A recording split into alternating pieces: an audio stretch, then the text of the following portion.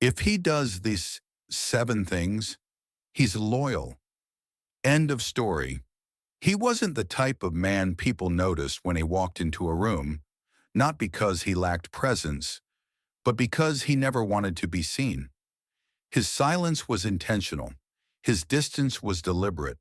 His world was small, a circle so tight that only a few ever got in. His name was Ray. No one understood him. Some called him cold. Some said he was detached. Some whispered he didn't feel anything at all.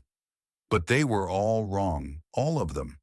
There are some men, rare men, who love so quietly, so deeply, so loyally, that the world mistakes it for indifference. Ray was one of them, and the truth about him, the real truth, was something only one person ever sensed.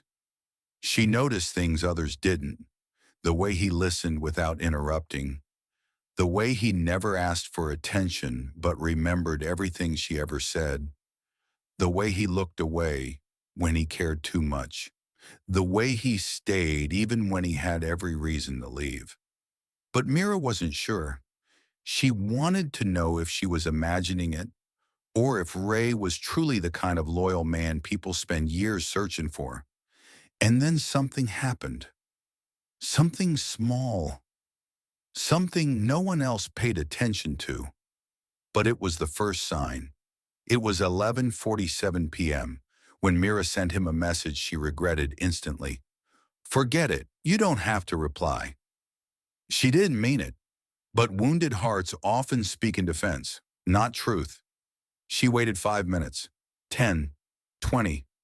Ray didn't reply, not a single word. And yet, he didn't go offline. His status stayed active for hours, as if he was silently waiting, hoping she'd say something real instead of something defensive. He wasn't ignoring her. He was giving her space while refusing to leave. Most men stay only if things are easy. Ray stayed even when things were unclear, even when she was pushing him away. But Mira didn't catch the depth of that sign. Not yet. Ray wasn't perfect. He had a shadowed past. Unspoken, unshared, unpicked. Pain he had swallowed instead of explaining. One evening, his emotions slipped. Not anger, intensity, a frustration he tried holding back but couldn't. And the moment he saw even a flicker of fear in Mira's eyes, he froze. The world stopped. He didn't argue. He didn't justify. He didn't blame. He just stepped back slowly and said nothing. Not because he didn't care, but because he cared too much. Men like Ray distance themselves not to escape, but to prevent themselves from becoming someone who could hurt the person they care for. That night he didn't message her, not because he was done, but because he was terrified of saying the wrong thing. And even though he kept his distance, he checked on her from the shadows, silently. Quiet loyalty is loud in behavior, but Mira still didn't understand. Not yet. Ray didn't talk about himself. His feelings were a locked room. His past was a buried chapter. His vulnerabilities were sealed behind 7 doors. But one night, without planning to, he told her something no one else knew. Something painful, something heavy, something that shaped him into the man he was. It wasn't dramatic. It wasn't poetic. It wasn't carefully framed. It just slipped out, as if her presence made his silence safe. A loyal man doesn't open up easily. He only opens up to the one woman who feels like home. And Mira felt like home, but she still didn't fully see it. Not yet. Ray had a habit, a strange one. Whenever Mira talked, really talked, he would pause whatever he was doing, even if he was busy, even if he was tired, even if he was distracted. His eyes would soften, his shoulders would relax, his breathing would slow. He would give her the kind of attention most men reserve only for their deepest priorities. But the most important part, he didn't do it dramatically. He didn't try to show he was listening. He listened the way real listeners listen, quietly, completely, without trying to be noticed. Loyal men don't listen with their ears. They listen with their commitment. And yet, Mira still doubted, because loyalty today looks different. People fake it. People perform it. People act like they care when it benefits them. But Ray wasn't performing. He never had. And Mira was about to discover the fifth sign, the sign that would change everything, the sign that would make her realize who Ray truly was, a sign she wasn't ready for, a sign no one would ever forget. The night felt heavier than usual, thick, almost aware. She walked through the narrow corridors of her house, each step echoing a little too sharply, as if the silence wanted to remind her she was not alone. And she wasn't. Not really.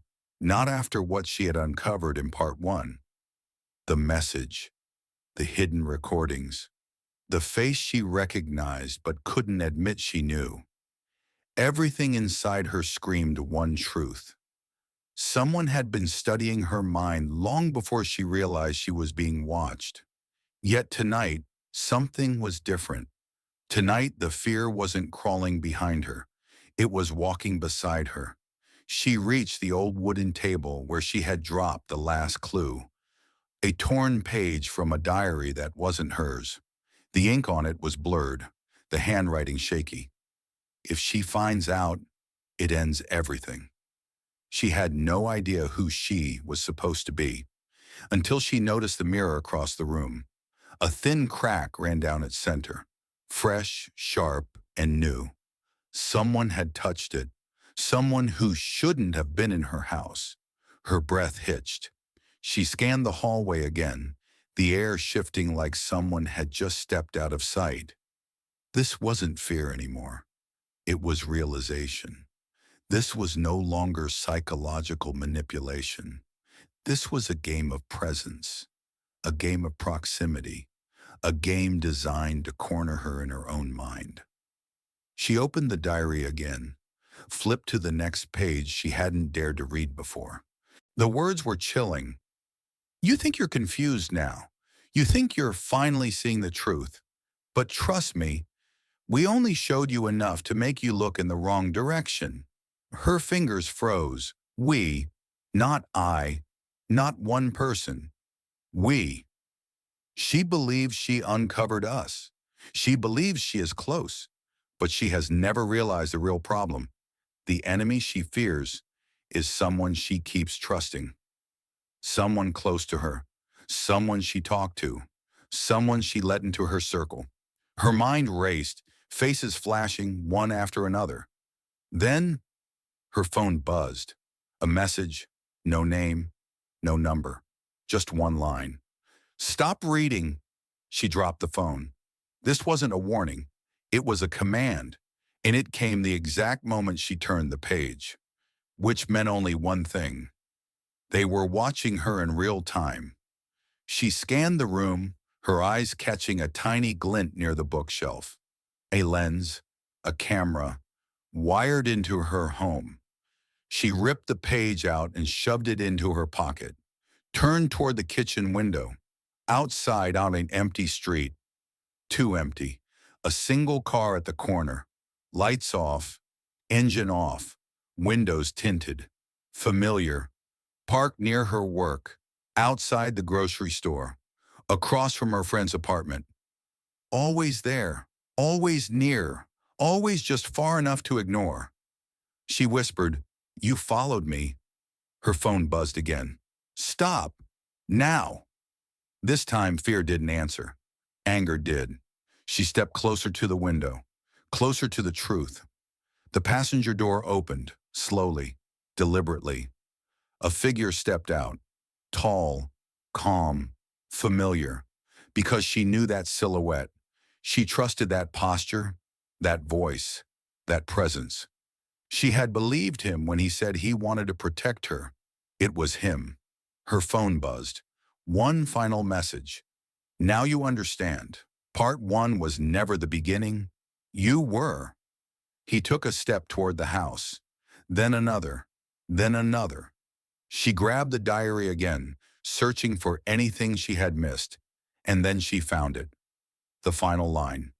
When she finally discovers the truth, she will face two paths: run or make them fear her silence. She closed her eyes, stopped being the hunted. The doorknob downstairs turned. She opened her eyes, and the chapter ended.